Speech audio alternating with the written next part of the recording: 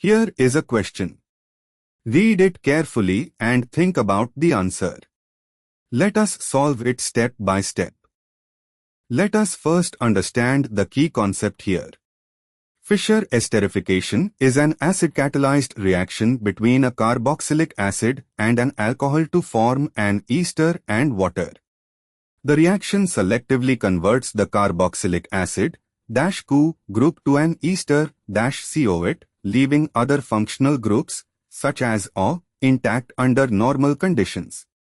Moving on to the next step. Identify the functional groups in mandelic acid.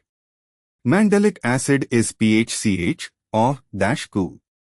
It contains two oxygen-bearing functional groups, a secondary alcohol or on the alpha carbon and a carboxylic acid -CO. Moving on to the next step. Determine which group reacts in Fischer esterification. Fischer esterification specifically involves the carboxylic acid group reacting with ATOH under acid, HCl, catalysis to form an ester. The alcohol group on the alpha carbon does not undergo esterification under these conditions.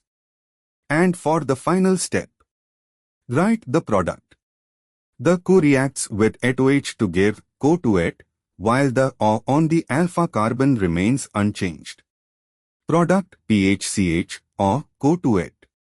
Evaluate options.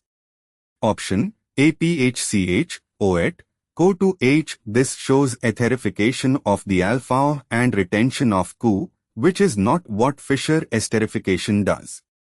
Option B shows an epoxide lactone structure, not the product of simple Fischer esterification with ATOH.